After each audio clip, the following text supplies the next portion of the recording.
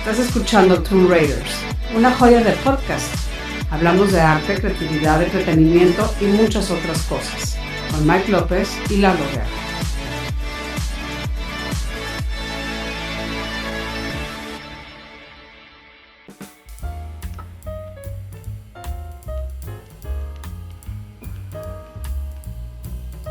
¿Qué tal, mis amigos y mis amigas? Bienvenidos a este nuevo episodio del 2022, el primero de la segunda temporada de Tomb Raiders Podcast. Muchísimas gracias por seguirnos, por suscribirse, por escucharnos, por todo.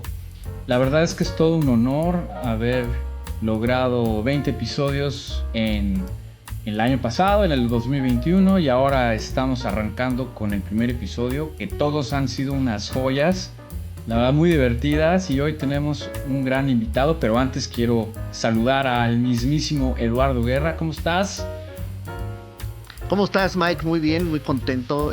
Saludo a la gente que nos esté viendo, que nos esté escuchando. Les deseo, todavía estamos a tiempo de desear un muy buen 2022, a pesar de todo lo que nos rodea y todo el tema del Omicron y variantes y cosas extrañas que están sucediendo alrededor.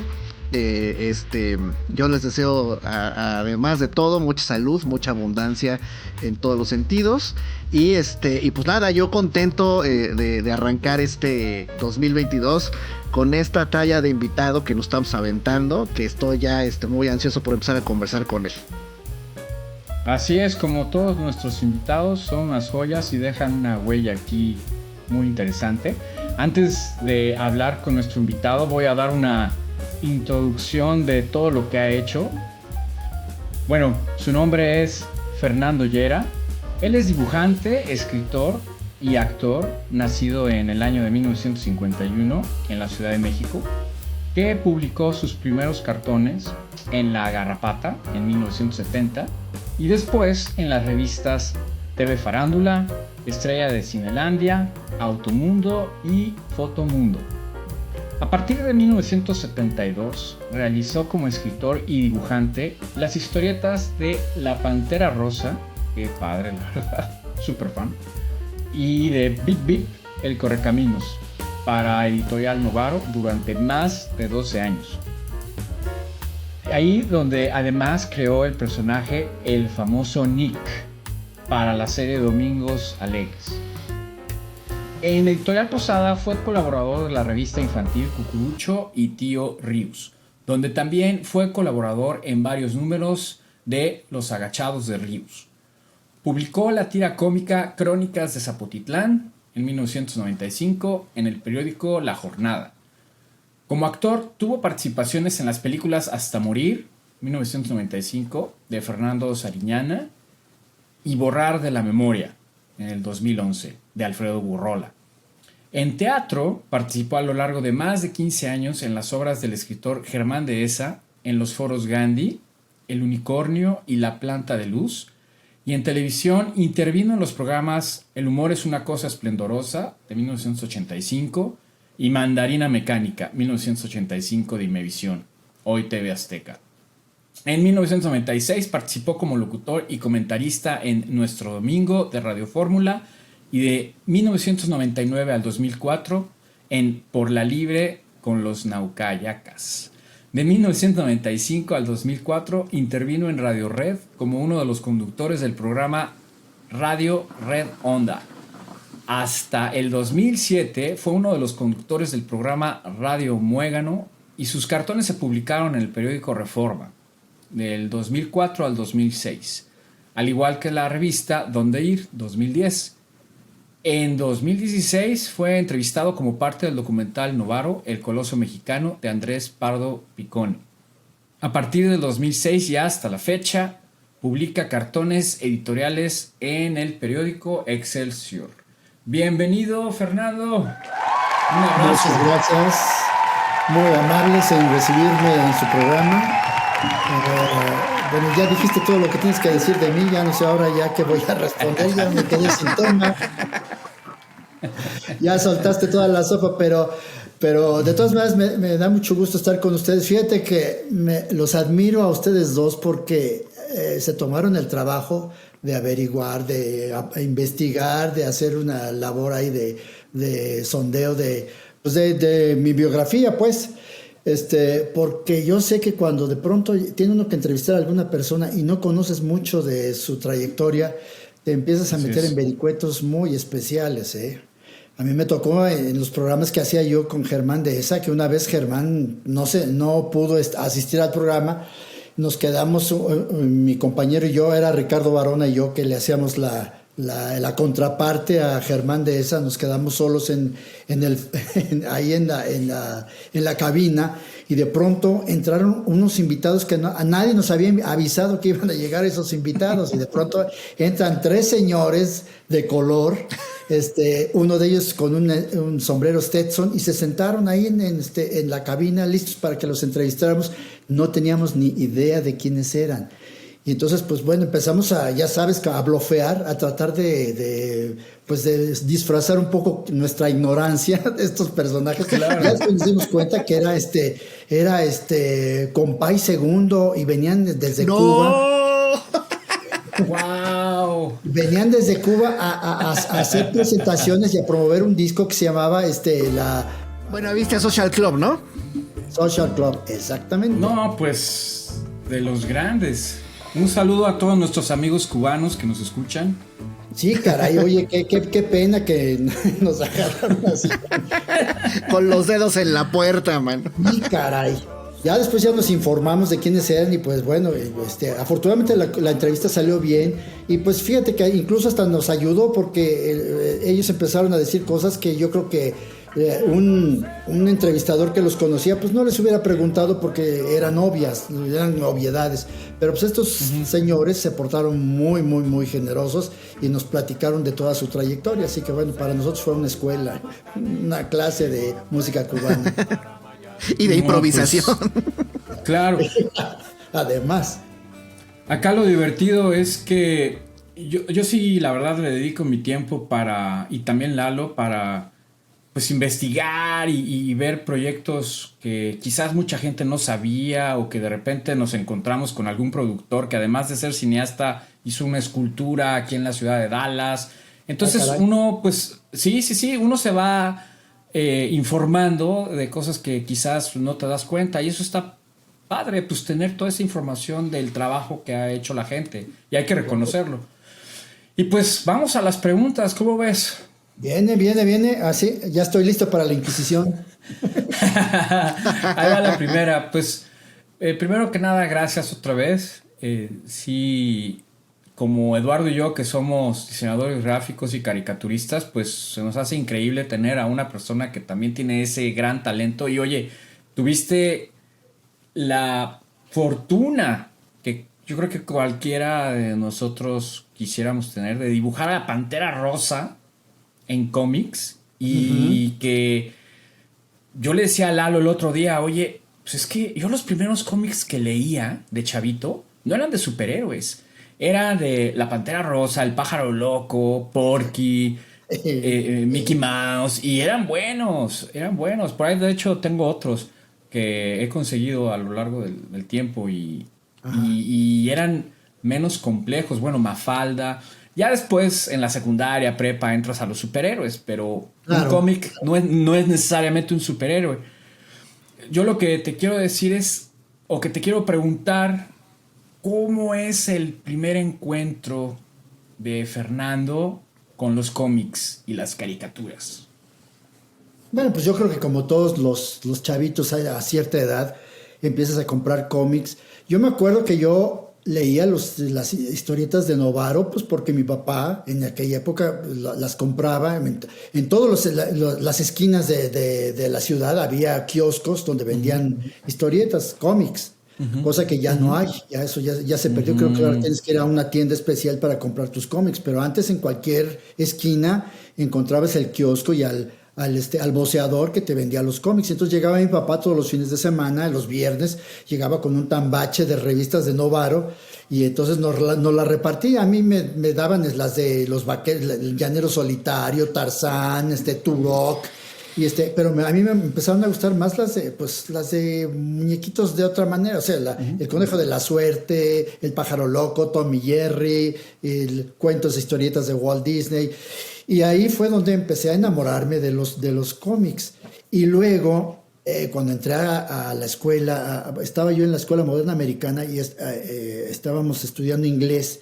Entonces mi papá me dijo, para que aprendas inglés más rápido, te voy a comprar las historietas en inglés.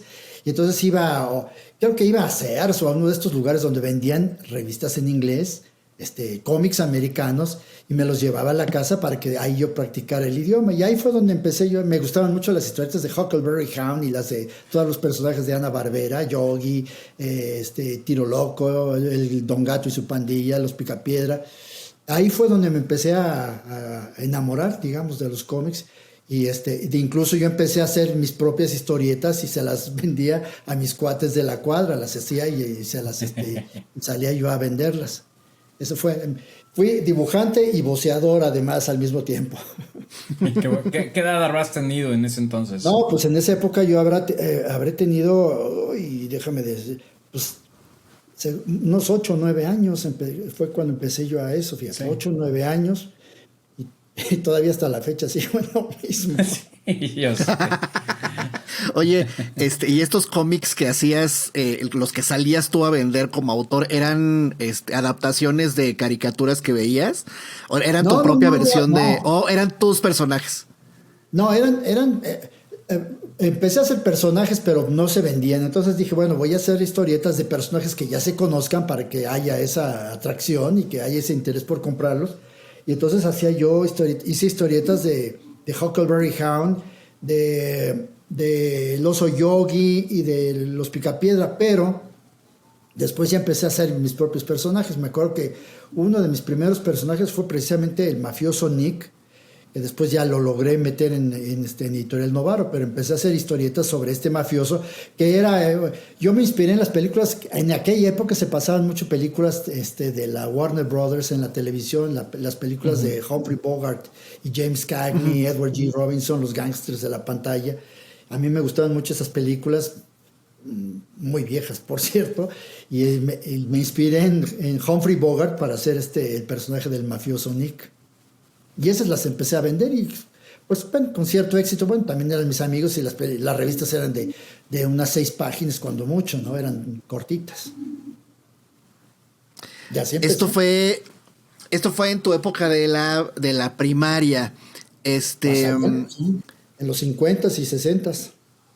Por ahí de los 60s, finales de los 60s es cuando estás en la prepa, ¿no? En el Centro Universitario de México. Ahí de alguna manera pues todos transitamos por la madurez, más o menos la etapa entre la adolescencia, la madurez, la juventud. Exacto. Más bien. Y de repente empezamos a despegarnos un poquito de lo que nos gusta de chiquitos a grandes, o hay veces que lo vamos conservando, que es el caso de José Miguel y yo. De hecho, José Miguel y yo nos conocimos dibujando claro. Caricaturas.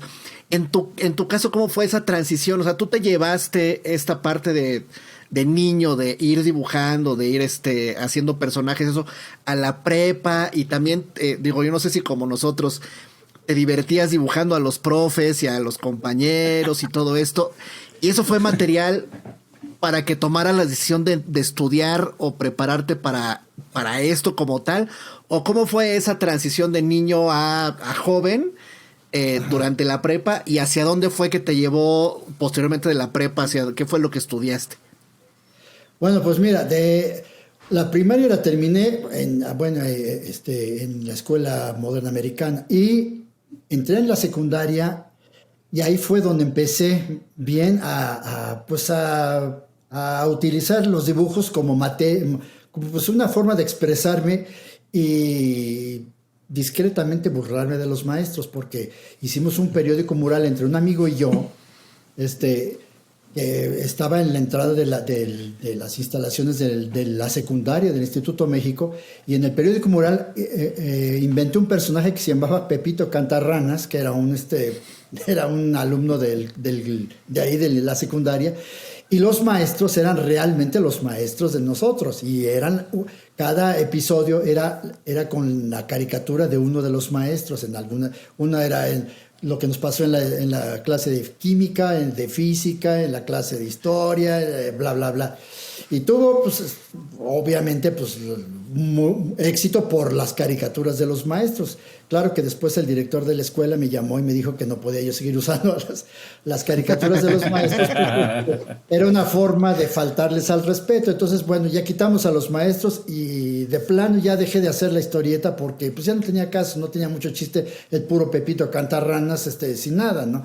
Y después en la preparatoria sacamos un periódico que lo hacíamos en mimeógrafo que se llamaba El Barco, y ahí ya no hacía yo caricaturas de los maestros porque pues ya no me quería meter en vericuetos, hacía caricaturas más bien de mis compañeros.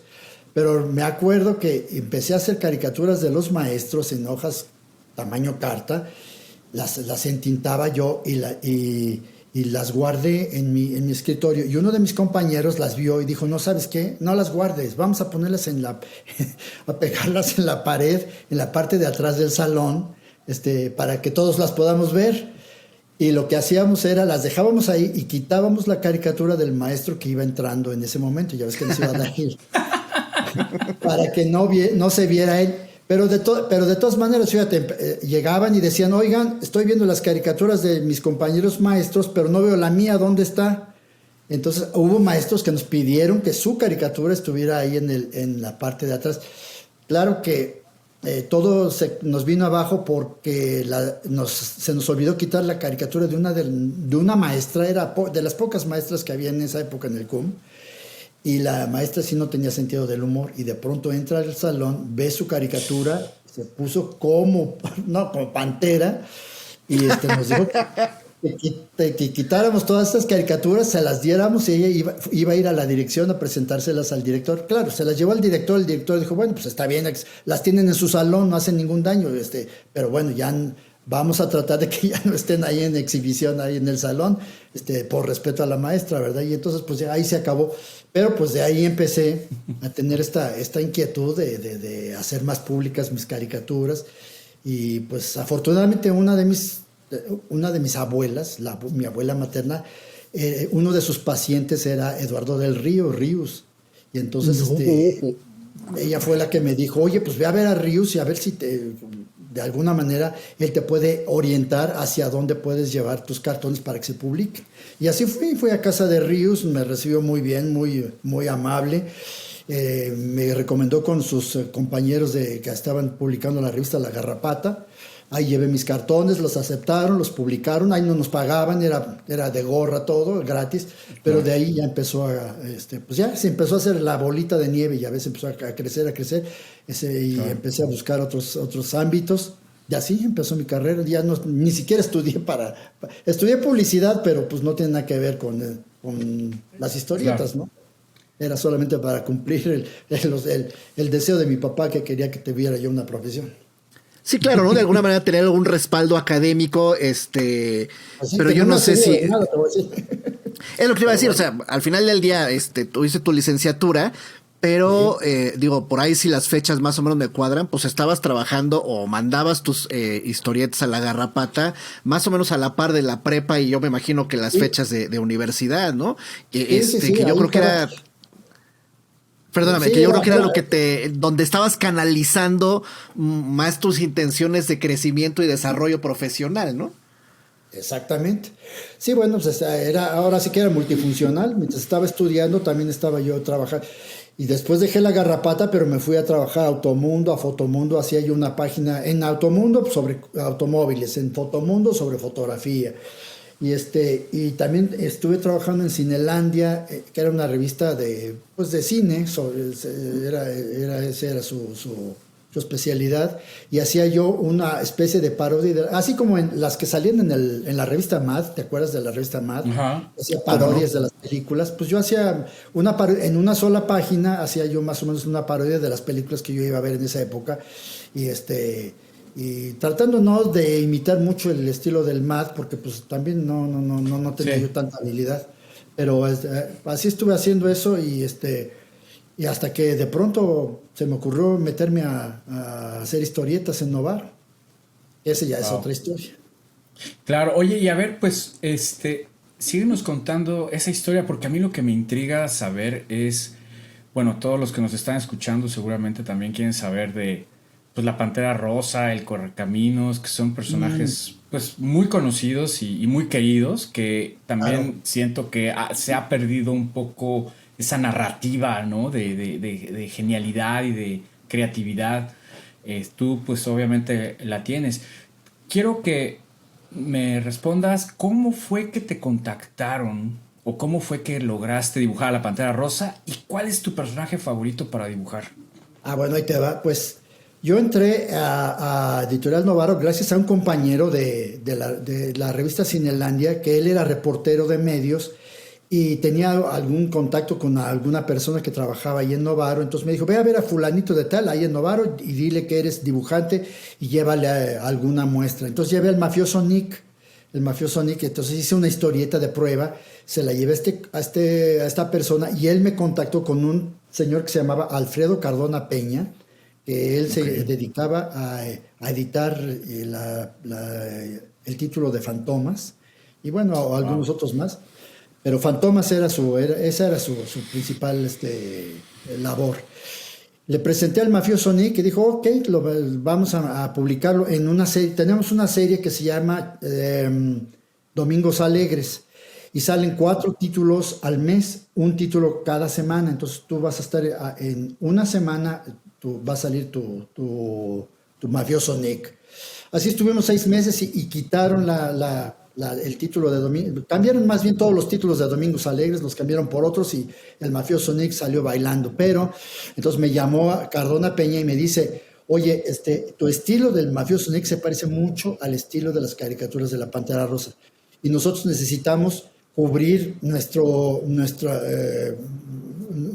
dotación de historietas de la Pantera Rosa, porque de Estados Unidos solamente nos llegan 2 cada 6 meses, dos números, y nosotros necesitamos por lo menos 1 cada mes. Entonces, para cubrir esa falta, empezaron a utilizar material pues, hecho aquí en México. Entonces, de ahí de Western Publishing Company, de los que tenían los derechos de la Pantera Rosa, me mandaron una hojita, varias hojitas más bien de modelo de cómo se dibujaba la Pantera Rosa, todos los ángulos y explicándome cuál era el tema. Fíjate que ahí el problema era que en las caricaturas la Pantera Rosa no habla, es muda, es totalmente humor visual con acompañamiento musical, el tema de la Pantera Rosa, pero la Pantera no habla. Creo que hubo 2 o 3 instancias en que sí le pusieron voz, pero en general no hablaba. Entonces, pues el problema era hacer la historieta donde la Pantera Rosa sí hablara, porque pues, en las historietas no tienes la ventaja de la acción, no tienes la animación, son dibujos estáticos. Entonces, bueno, pues a tratar de hacer historietas de la Pantera Rosa donde la Pantera Rosa hable y tenga interacción con otros personajes. Y luego me dijeron, oye, y el Correcaminos también lo necesitamos, ¿lo podrías hacer también el Correcaminos? Y les digo, oigan, pero también el Correcaminos no habla y tampoco hay, es pura acción, ¿qué onda? Entonces, pues aquí, así como la hacen, copia el estilo que están utilizando en Estados Unidos para las historietas del Correcaminos. Entonces, tuve que comprar historietas del Correcaminos para ver más o menos por dónde iba el asunto y bueno, ya me enteré de que sí hablaba el Coyote y el Correcaminos sí hablaban en las historietas y además el Correcaminos tenía 3 hijos que eran igualitos, claro, con los que interactuaba. Y pues bueno, pues así empecé a hacerlas. Como los temas eran muy difíciles, de pronto también hice que la Pantera Rosa, más bien el Correcaminos y el Coyote interactuaran con el Conejo de la Suerte, con Porky, con Silvestre, con todos los demás personajes de la Warner Brothers, pues para darle un poco de variedad y también descansar un poquito, estar pensando en las formas del Coyote para atrapar al Correcaminos, ¿no? Que de pronto llegas en un punto en donde ya dices, ¿y ahora para dónde me hago, no? Pero así estuve como 12 años, fíjate, así que sí, wow. Ahora sí que me exprimí el cerebro hasta la última gota para sacar las historias de la Pantera Rosa y del Correcaminos. Oye, tienes que guardarnos unas muestras para firmárnoslas y tenerlas aquí o algo, a ver cómo las conseguimos. Bueno, yo voy a tratar, yo tengo toda la colección, obviamente toda la colección de La Pantera Rosa y del Correcaminos, todo lo que hice en Editorial Novaro y luego en Editorial Vid, pero tengo varios números repetidos por allá que sí logré sacar más de un número de la misma época. Y si después nos vemos, pues con todo gusto, Muchas gracias. Muchas gracias, será un honor. Bueno, pues.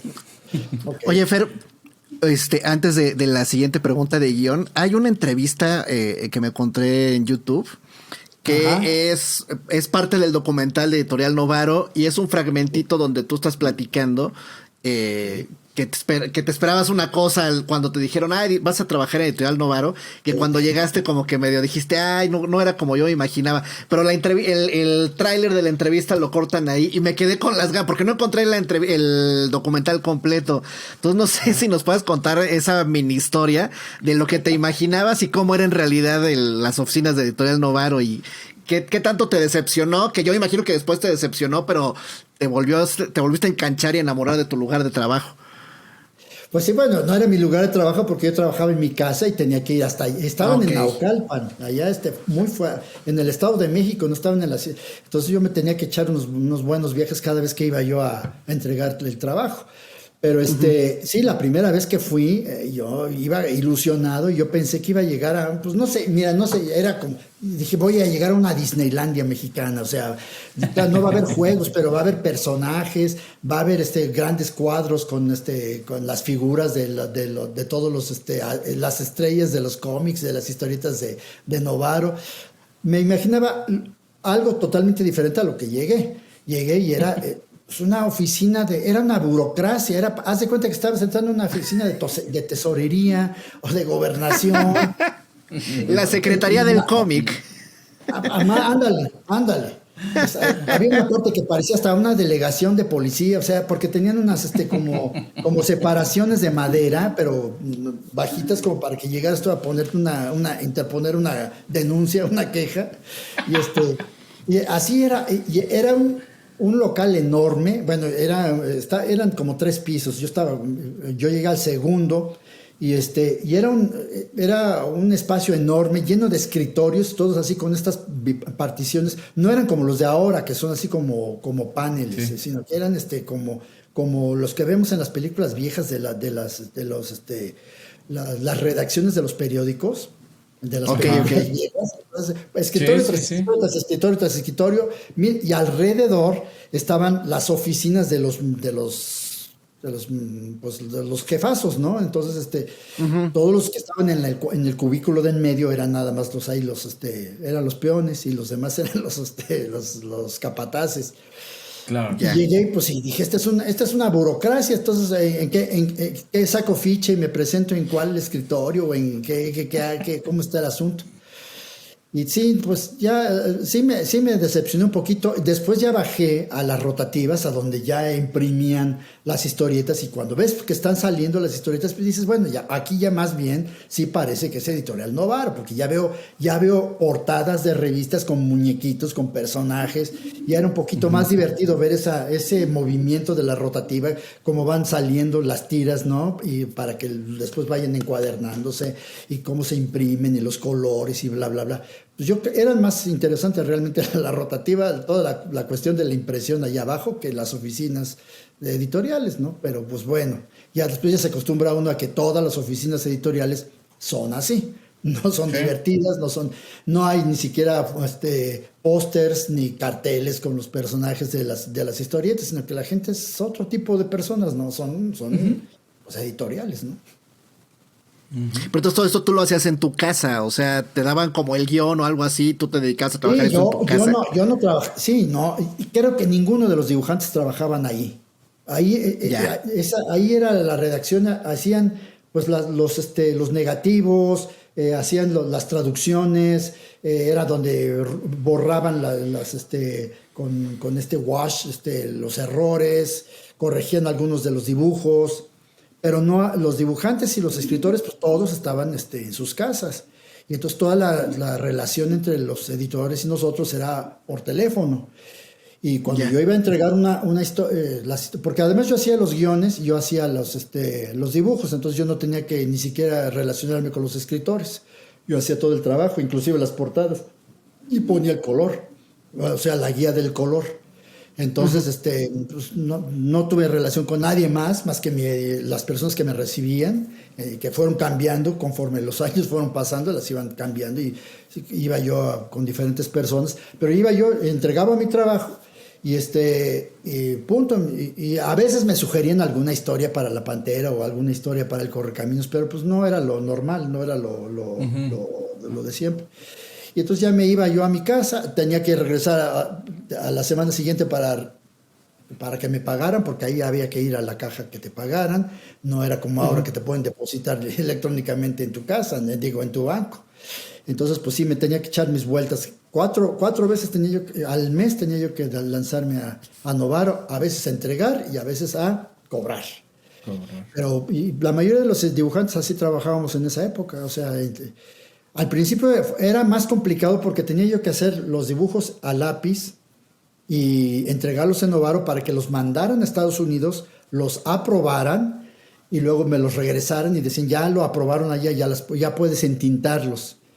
Bueno, ellos mandaban copias fotostáticas de los dibujos a lápiz. Sí, bueno, entonces ya que me los aprobaban, ya entintaba yo las historietas y ellos les ponían los textos a máquina, yo se los dibujaba, más bien en los globitos, y yo los hacía en inglés además. Ellos tenían que pagar un traductor que tradujera las historietas que yo hacía, porque yo las hacía en inglés para que las aprobaran en Estados Unidos. Entonces, yo les decía, no, yo no las voy a traducir al español, o sea, yo las voy a hacer directamente en inglés y punto. Ya después, si las quieren traducir al español, utilicen a su personal, pero pues es que imagínate trabajar el doble, hacer el libreto en inglés y luego volver a hacer en español, está un poco de locos, ¿no?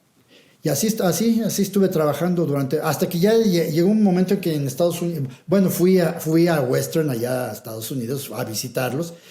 Platiqué con ellos y ya después me dijeron, ya no mandes tus cosas a aprobación, ya directamente las escribes, las dibujas y se las entregues. Ya nosotros ya veremos el material terminado.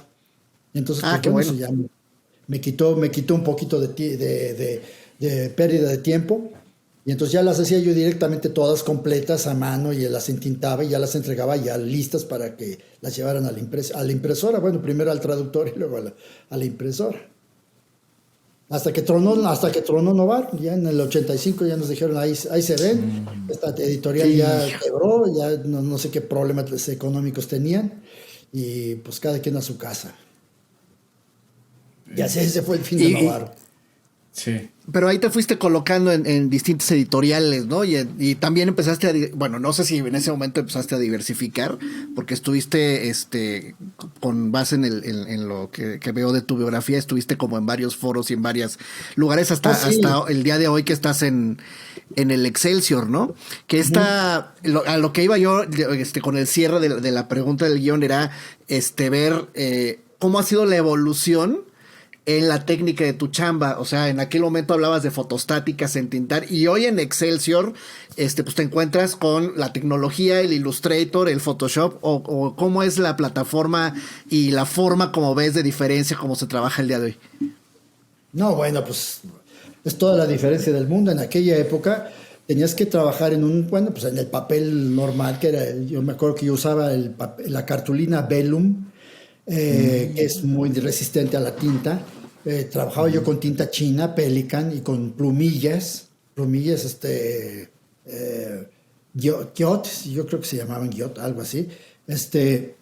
Y pues había que primero hacer el trazo a lápiz, después entintar con la tinta china, borrar después el trazo a lápiz, luego ponerle una camisa encima de papel mantequilla, y ahí con Prismacolor ponerle los colores para que era la guía de color para los impresores, y tenías que llevarlas. Después, afortunadamente, ya que vino el internet y vino la tecnología y vino el Photoshop, pues entonces mucho más fácil. Ya ni siquiera uso la tinta china Pelican, no uso las plumillas, ya con cualquier plumón puedes dibujar, porque ya a la hora y además los puedo escanear.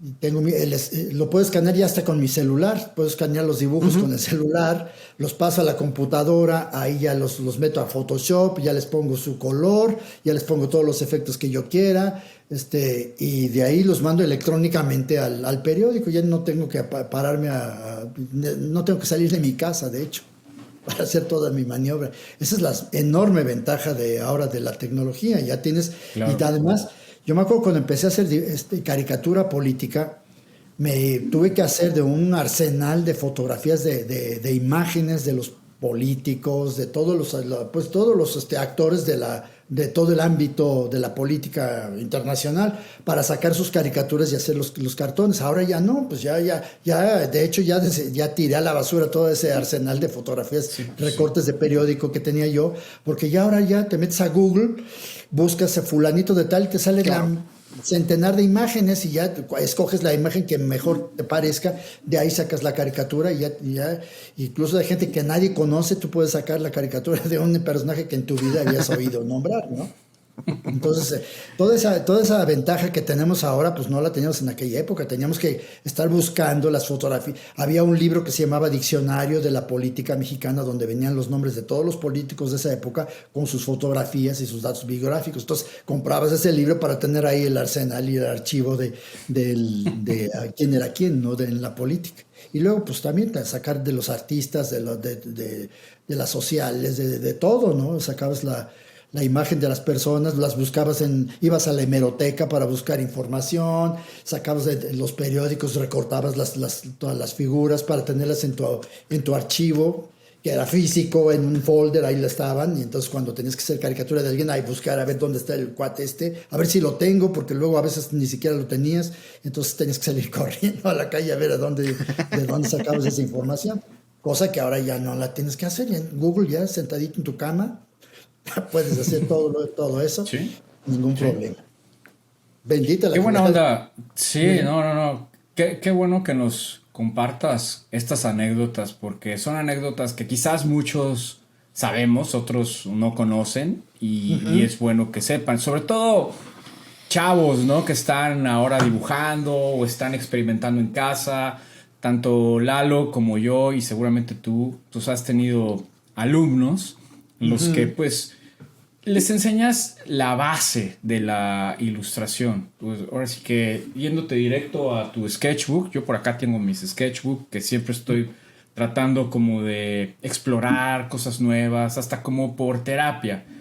Claro, ahora están, ¿no? Ahora están las iPads, hay muchas cosas, están las tablets, las Wacom, que son espectaculares. Sí. Mi pregunta es la siguiente. ¿Cuál es tu consejo para los jóvenes estudiantes de arte o cómics que están apenas empezando en este rubro? ¿Qué les recomiendas a ellos? Bueno, pues para empezar, que tengan un respaldo de alguna otra profesión, porque los cómics no son una profesión muy redituable. Tienes que trabajar muchísimo para lograr vivir más o menos holgadamente, ¿no? Porque pues, no es una área que sea muy bien pagada. Entonces, pues tienes que tener esa conciencia de que para que logres vivir de la caricatura, pues necesitas dibujar mucho, trabajar muchísimo o tener un respaldo de alguna otra cosa que te ayude para que puedas hacer en tu tiempo libre lo que quieres, ¿no? Y otro consejo, pues es que tengan paciencia, porque estas cosas tardan tiempo, y el secreto es igual como para los escritores. Los escritores, si quieren ser buenos, tienen que escribir algo todos los días, escribir, y los dibujantes igual. Traten de dibujar todos los días y ver porque es la única manera que puedes encontrar primero cuál es tu facilidad y qué es lo que se te dificulta, y puedes encontrar tu estilo, y además puedes descubrir tus errores, porque tú haces una cosa ahorita, dibujas algo, y si sigues dibuja todos los días, te aseguro que en un año volteas a ver lo que hiciste el año anterior al principio y te das cuenta de muchos errores que ya no tienes. Dices, mira, esto, antes lo hacía yo así y ahora ya veo que es mejor hacerlo así y me sale mejor ahora. Entonces, la práctica, como en todo, como en los deportes, como en la música, hay que practicar, hay que estarle duro y darle duro y tener paciencia, porque si no te salen bien una cosa en un día, pues no importa, lo puedes hacer al día siguiente, intentar y ver cuáles son tus fallas. Y además, y sí tienes que estudiar, estudia anatomía, practica mucho el dibujo de imitación, ve alguna cosa y trata de imitar alguna cara de alguna persona, hasta un automóvil, trata de dibujar un automóvil tal como es. Y date cuenta, ya cuando lo termines, date cuenta cuáles son las diferencias entre la realidad y lo que tú hiciste, ¿no? Para saber hacia dónde vas y qué es lo que te está fallando. Yo creo que para ser un buen dibujante, aunque ya tus dibujos sean muy simples y muy esquemáticos, pues tienes que tener la base de la anatomía normal, natural del hombre, ¿no? O sea, tienes que saber pintar o dibujar bien para poder dibujar mal, ¿no? Pero ese Totalmente. es tu estilo. Como Ríos, dibujaba, pues no sé, yo tuve que hacer los dibujos igual que Ríos porque yo hice algunos números que él no podía hacer, yo los hacía y imitaba yo el estilo de Ríos y me di cuenta que dibujaba muy mal, pero en su casa me enseñó dibujos que él hizo cuando empezaba y eran muy buenos dibujos, entonces él era muy buen dibujante y entonces su estilo era ese porque era un estilo simple para hacer, era rápido. Y ese era lo que a él le gustaba, esa técnica era la que a él le gustaba, pero tenía las bases, eso era lo importante. Claro. Fíjate que es un fenómeno cultural los cómics, aunque mucha gente diga, ah, un cómic, ¿no? Lo critican porque son dibujitos. Para mí no va más allá de eso porque hay toda una narrativa, toda una cultura de esa persona, ya sea de México, de Chile, de Argentina, de Cuba, de Rusia. Si se da la oportunidad de viajar a algún lugar, digo, ahorita está un poco difícil, pero si se puede, yo voy y me compro el cómic de ese autor. Si es en España, si es en Chile, si es en donde sea. ¿Por qué? Porque ahí veo la cultura detrás de estos dibujantes o de estos escritores y pues es un mundo espectacular, ¿no? Es como los pitufos que empezaron en Bélgica. Hay toda una, no hay toda una cultura ahí detrás y que después se los trajeron a Estados Unidos, pero yo creo que va más allá y que ahora es un fenómeno que se da en las redes como en Instagram, que hay chavos muy buenos, muy rápidos y que de ahí quizás saquen proyectos, algunos saquen más likes, etcétera, pero pues al final ahí está, ¿no? Y te agradezco mucho por compartirnos esto. Pues sí, yo he visto ya el trabajo de los dibujantes, los caricaturistas de ahora y pues se ve que ya es otra forma de ver las cosas, la técnica ya es diferente, ya están muy avanzados y avanzan a grandes pasos porque ves que son chavitos muy jóvenes y ya tienen una técnica ya de un profesionista de muchos años como los que eran en mi época. En mi época pues se tardaba uno en avanzar porque pues también no había mucha tecnología y tampoco se le consideraba un gran arte el ser un caricaturista. Ahora yo veo chavos que hacen cosas y en las historietas, sobre todo en los cómics, he visto cómics de chavitos que me sorprenden porque son realmente pues impresionantes la manera como ya manejan las perspectivas, la anatomía, la acción, el movimiento, no, y además la narrativa, porque ya tienen unos guiones muy complicados que yo empiezo a leer esas historietas y llega un momento en que ya no sé ni para dónde voy, ¿eh? Entonces, pues qué bueno que vayan avanzando así de esa manera. Ya las historietas que yo hacía eran muy simples, muy simples, muy sencillas y de un humor muy básico, ¿no? Ahora ya no son así, ya la gente ya tiene otra mentalidad y ya va revolucionando, lo cual es bueno, ¿no? Pues ese es el progreso, a final de cuentas. Oye, Fer, está viendo tus redes sociales, tu blog, etcétera. Noté que tienes pues mucho en tu discurso gráfico el proyectar todas las vivencias que te van sucediendo a través de tu propia caricatura. Es decir, tú eres tu propio personaje en tus redes sociales. Estoy en lo correcto, ¿ah? Sí, soy Okay. Es mi alter ego. Sí. Ok. Esta cuestión es una forma de compartir un tanto tu vida personal, o son puntos de vista de cosas que van pasando alrededor en las que tú vas participando. Pues mira, todo empezó accidentalmente con mis nietos, mis nietos viven en Estados Unidos, en New Jersey, y entonces me pasaron cosas con ellos. Los llevaba yo al parque a jugar y me pasaban cosas, pues para mí eran anécdotas simpáticas, y se me ocurrió de pronto hacer algo que no había ocurrido, pero que a mí se me ocurrió que podía haber ocurrido con mis nietos. Y entonces dije, bueno, pero ¿cómo lo dibujo? Dibujo a mi nieto y dibujo a uno que es su abuelito. Y dije, no, pues me dibujo yo, pues yo soy su abuelito y él va a ser mi nieto, pues me dibujo. Entonces me dibujé y de ahí empecé a sacar ideas con los nietos de cositas que nos iban pasando, y de ahí empezó a evolucionar a cosas que me pasaban o que yo pensaba o que me imaginaba yo que me podían haber pasado. Y entonces ya digamos que es un intercambio entre la ficción y la realidad, más o menos como cuando nuestros abuelitos nos contaban sus anécdotas, que realmente yo pienso que eran exageraciones de algo que les había ocurrido y lo habían mejorado para que el relato fuera simpático, pero no había sido así tal y cual. Y mi papá lo hacía mucho también, de contarnos anécdotas que sabíamos que no era imposible que hubieran ocurrido, pero pues él decía que a él eso es lo que a él le había sucedido. Entonces, bueno, pues ahí estás haciendo una mezcla de la ficción con la realidad, y entonces yo lo único que hago es que de pronto se me ocurre alguna tontería y la aplico a mi realidad y a mi personaje, y entonces hago esa conexión del humor que no es real con las cosas que son ficticias, pero que en mi imaginación debían haber sido así, porque así son más chistosas, ¿no? Es lo que hace un guionista en el cine y en la televisión. A lo mejor tiene una anécdota de algo que ocurrió, pero la tiene que exagerar y hacerla más chistosa para que funcione en la televisión o en el cine, igual en los cómics.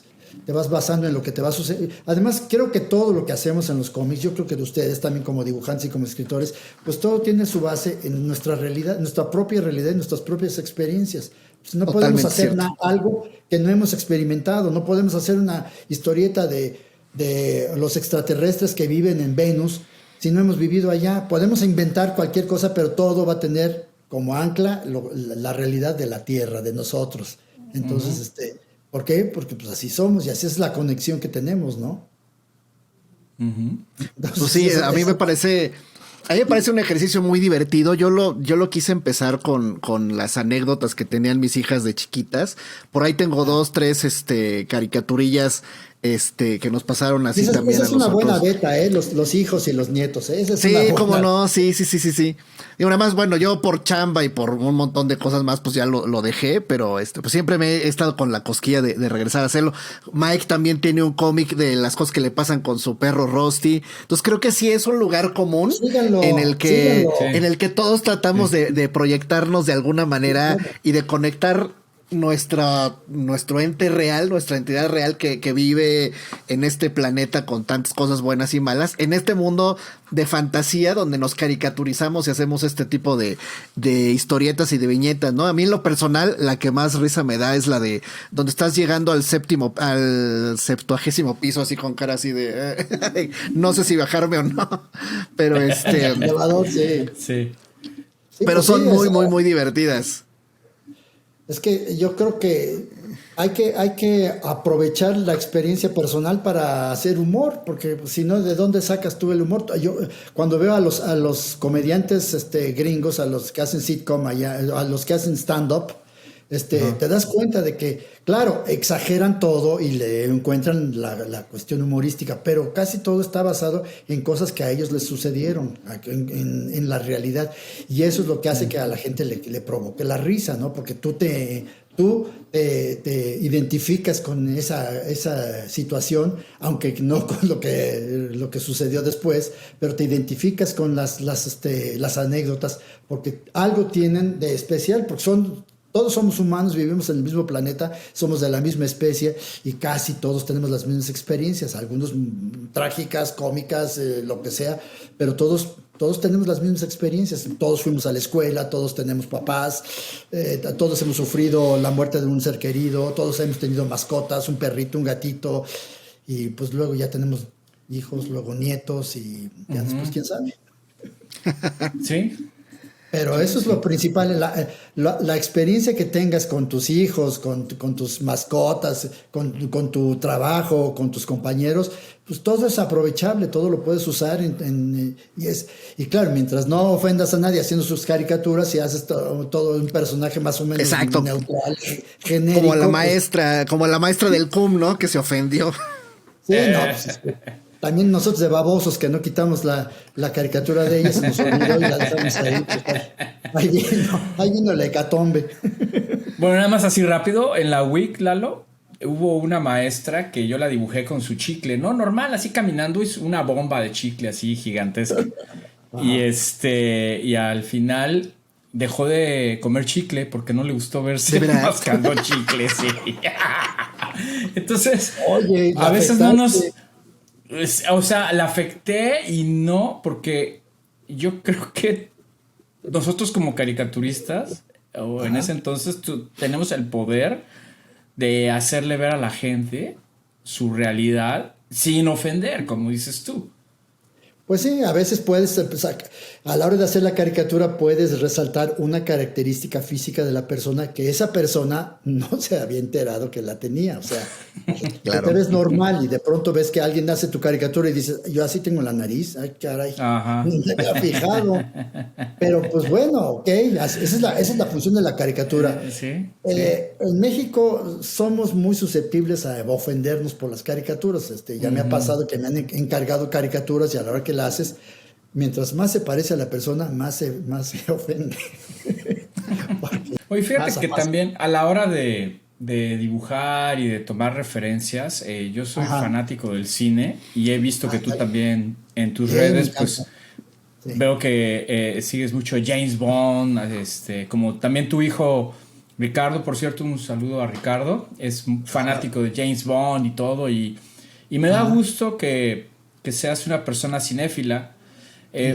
¿Me podrías decir tus películas favoritas y música favorita? Porque nos gusta saber eso, como de dónde viene. Pues mira, películas favoritas, me pasa mucho que la última película que vi que me gustó puede ser mi favorita, pero yo considero favoritas son las películas que yo veo y reveo y vuelvo a ver y las vuelvo a visitar continuamente durante el transcurso de los años. Entonces hice incluso una lista hace poco de las 10 películas que más he visto en mi vida. Y entre esas está, está Los Siete Magníficos, la de Steve McQueen, está El Gran Escape, El Puente sobre... Son clásicas que ya comprobaron su valía, ¿no? Su valor histórico. Entonces, la mayoría de las películas que a mí me gustan, que son mis favoritas, pues son películas ya viejas. Son las películas de James Bond, obviamente, la de Operación Trueno, Goldfinger, todas estas. Me gustan, en comedia me gustan las películas del Gordo y el Flaco, de Laurel y Hardy. Una que se llamaba El Mundo está loco, loco, loco, que era con multiestelar. Me encantó muchísimo cuando la vi de niño. Me fui al cine con mis papás a ver esa película y salí fascinado y dije, yo quiero hacer o una de esas películas o ser como uno de esos personajes enloquecidos, ¿no? Entonces el mundo está... Y me gustan las películas, bueno, las de Peter Sellers, como las de La Pantera Rosa, El Doctor Insólito, me gusta mucho la del Tercer Hombre. Esa es la película con Orson Welles y Joseph Cotten. Es una película muy interesante de principios de los 50. Si no la han visto, denle una visitadita. El Tercer Hombre y La Pandilla Salvaje de Sam Peckinpah, no sé si la han visto, pero una película excelente, es un western. No soy muy fan de los westerns, pero ese me encantó, la Pandilla Salvaje. Bueno, y me gustaba las de Steve McQueen, las películas westerns. Las de Clint Eastwood me gustan, El Bueno, el Malo y el Feo, y las primeras que hizo con Sergio Leone en Italia. Pues los últimos westerns que hizo Clint Eastwood, pues me parecieron bastante buenos. algunas de las películas de Woody Allen, las primeras, las que realmente eran chistosas, graciosas, como Bananas, Sí. Robó, huyó y lo pescaron, Sleeper, Manhattan me gusta mucho. Pues más o menos por ahí va mi gusto, Ok. en cuestión del cine. Y Muy en cuestión de bien. música, pues me gusta, soy muy aficionado a las grandes bandas, que era lo que yo oía cuando era niño, a las bandas de Glenn Miller, Benny Goodman, Artie Shaw. Incluso me compré mi clarinete y aprendí a tocar clarinete porque Qué quería ser yo padre. como Artie Shaw. Me gustaba mucho el swing. Y pues algo, el rock también, me gustaban mucho Creedence Clearwater, las de Creedence me gustaban, bueno, pues también los Beatles. No soy tan fan de los Beatles como la mayoría de mi generación, pero pues es música que me gusta. Pero y muchas películas, música de las películas. Tengo una colección de Los soundtracks. soundtracks, me imagino. Sí, mi hijo me acaba de llamar para decirme que acaba de conseguir en LP, en disco de vinilo, el soundtrack de Bullet, y se lo estaba oyendo se compró también un aparato de sonido de Wow. tornamesa, ¿no?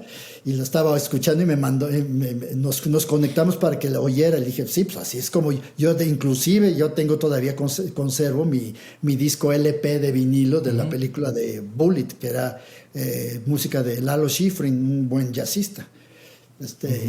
Por ahí es y también sé que me gusta la música lounge, la que le llaman el ultra lounge, que es una música muy instrumental de los años 60, donde hacían muchos experimentos con el estéreo, que empezaba la música estereofónica, y entonces Juan Sí. García Esquivel hizo mucho de ese tipo de música. Nice. Toda Ajá. esa música me gusta también, es lo que más oigo aquí en mi casa cuando estoy trabajando, porque además cuando estoy trabajando me gusta siempre tener musiquita de fondo, para Claro, sentirme es acompañado, porque clave. estoy solo. Sí, no es Sí, clave. no, para todos nosotros es como el café, ¿no? A Sin fuerza, música y sin tienes que café tener, no podemos chambear. no, tienes que tener musiquita de fondo y algo agradable, y que además no sea muy estridente ni muy escandalosa, porque si no, y bueno, también me gusta la música clásica. En eso sí aprendí mucho de música clásica por parte de mi mamá, que esa era la música que más escuchaba. Entonces, desde que yo era niño, desde los 4 o 5 años, me la pasé escuchando cosas de Rimsky-Korsakov, de Tchaikovsky, ya sabes, de los grandes compositores de esa época. Entonces, cada vez que oigo música clásica, Claro. incluso puedo identificar algunas piezas, las puedo identificar y saber cuál es el compositor, ¿no? De tanto que oí música clásica cuando era niño. Y eso se lo Sí, agradezco a fíjate mi que mamá. ayer cumplió 50 años Naranja Mecánica y luego me metí a Spotify y me puse a escuchar el soundtrack. Qué bárbaros. Ya Es un tiene música de soundtrack espectacular. Rossini, ¿sí? Ujú, ujú. Que bueno, Kubrick usaba mucho la música clásica en sus películas. Ajá. Usaba mucho llegó a usar de Berlioz, para el The Shining, bueno, y en Barry Lyndon usó mucha música Barry clásica. Lyndon. Peliculón, Este, ¿eh?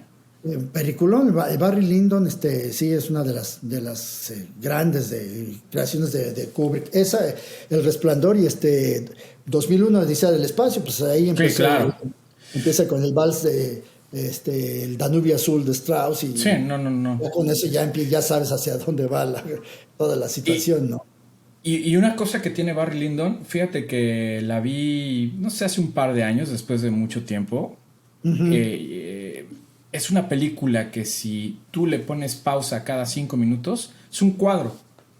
Es Sí, una obra maestra. Yo no me acordaba de qué tan buena era, pero cuando la volví a ver, dije, no, no, sí, tiene una la, fotografía la pensó excelente. muy bien, la pensó Una muy bien. ambientación, sí, muy precisa la ambientación. No sé si te da la Sí, idea de la época. sí. Yo el único pero que le veo es que es muy larga. Ah, sí, Muy sí es larga. larguísima. Llega un momento en que dices, híjole, esta película. Yo la vi Sí, en el cine y cansadísima. sí. Sí, Ahora sí que es la he visto en cansada. televisión, pues yo también le voy dando pausas, y ya es un poquito más, Sí, más sí, no, claro. tolerable. Pero, No, pero pues sí muy hay bien. películas que sí son más bien para verlas en tu casa, porque son Ya larguísimas. sé, Acabo de ver, ya sí, sé. dices, no, ¿cuál fue o el otro? Creo que es La Casa de Gucci o algo así, una película de esas Ah, larguísima. Y dices, no, esta mejor la veo en mi casa porque Y la vi en el cine, no hubo manera de ponerle pausa ni nada. La tuve que chutar de corrido. Pero sí hay muchas películas así que son. Y yo no entiendo por qué ya las están haciendo todas tan largas. Antes, una película larga era lo insólito, ¿no? Era rarísimo ver una película larguísima. Las hubo, pero la mayoría pues, duraban, ¿qué? Hora y media, máximo 2 horas. Ahora no, ahora se avientan unas cosas de veras, unos melodramas de 3 horas y cacho, de veras. Sí, sí. Mientras la gente siga asistiendo al cine, pues bueno, así claro. Seguirán. Sí, si eso seguimos consumiendo y pagando y abarrotando el cine, pues creo que la de Spider-Man dura más de 2 horas. Sí. Pero mira, te voy a decir, con todo lo taquillera que es. Sí. A mí con todo lo taquillera que es, sí se me hizo excesivamente larga. Creo que la podrían haber acortado un poquito. Con todas las sorpresas y todo el fanservice y todo lo palomera que puede resultar la peli, podría ser un poco más cortita, ¿no? Claro. Pero la aguantas más porque hay acción y es divertida y bueno, pues es Spider-Man. Pero una película que no tenga ese atractivo de los superhéroes y que dure tanto tiempo, sí llega en momento, a menos de que sea una película apasionante y muy movida, sí llegas a cansarte, Sí pasa. Proyector porque voy al baño, sí. Sí pasa. Oye, Fer, ahora estás trabajando en Excelsior, ¿estoy en lo correcto? En Excelsior, así es. ¿Estás trabajando para algún otro medio? Ahorita no, estoy trabajando, haciendo trabajos de freelance, cositas que caen por ahí, de que ilustracioncitas, caricaturas de gente que me pide, y nada más, pero básicamente lo que hago ya fijo por contrato es lo que estoy haciendo en el Excelsior. Nada Las más. caricaturas del Excelsior, ¿no? Que es, bueno, no sé, corrígeme si estoy mal. La directora del Instituto José Ramón Fernández, que es la Escuela de Periodismo Deportivo de José Ramón, yo tuve la oportunidad de dar ahí clases de caricatura deportiva hace unos 2-3 años. Y okay. Pues ella me manda todas las mañanas por WhatsApp, le mando un saludo a Tere, me manda todas las mañanas por WhatsApp todos los cartones editoriales de toda la prensa, ¿no? Y bueno, pues ahí los voy juntando. Yo me he dado cuenta, perdóname si estoy en lo equivocado, que lo tuyo no es tanto caricatura política, sino más caricatura editorial, más como ilustrar una nota en general que alguna fijación o algún ¿cómo se llama? Como la caricaturización de alguna figura pública ahorita, pero insisto, no sé si la memoria me esté fallando y la realidad es que sea mitad y mitad o sea así, ¿no? Mi pregunta, antes de irme a la última del guión, sería, ¿cuál es como tu postura con la posición del caricaturista como narrador político? O sea, tendría que estar pues teniendo como la neutralidad de retratar lo bueno y lo malo de quien esté en turno o ser fiel a su pensamiento. Pues mira, todo depende del medio o el periódico o la línea editorial de las personas con las cuales estás trabajando, porque yo me acuerdo que cuando estuve en Radio Red, alguna vez hablamos mal del PRI, inmediatamente nos llegó el telefonema de arriba que nos estaban escuchando y nos dijeron que sea la última vez que critican a alguien del PRI. Y que sea la última vez que se metan en política. A Germán de esa le daban ciertas libertades y ciertos privilegios, pero a nosotros sí nos cortaron y nos dijeron no se metan con el PRI. Ok, eso fue allá.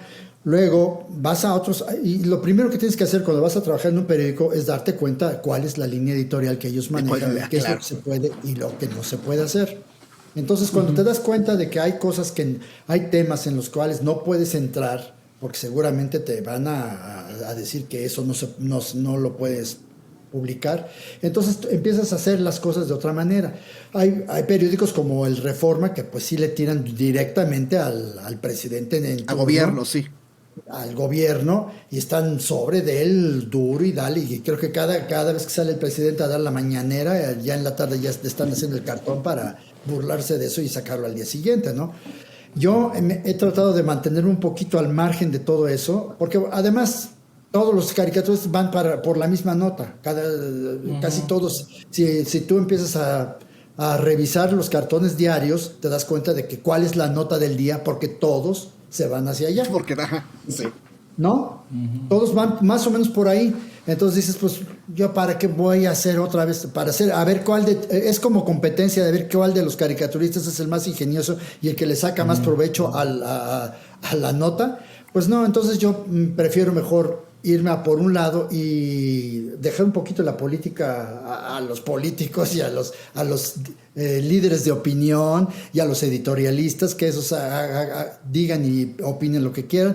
Y yo en mis cartones mejor me voy por otro lado y pues comento otro tipo de notas. A lo mejor no son las notas importantes del día, no son las notas más espectaculares, pero pues quién sabe, a lo mejor dentro de 3 años las notas de los otros caricaturistas sobre el presidente ya dejaron de tener vigencia y las que yo hice pues todavía tienen algún atractivo, ¿no? Algún tipo de vigencia actual. No tanto lo hago conscientemente, pero sí más bien yo prefiero irme por ese lado, porque también pues el tirarle a los presidentes y el aventarles de pedradas a los funcionarios, eso lo hacen los caricaturistas desde que se inventó la caricatura en el siglo XVIII, XIX, pues sí. Tal cual. Sí.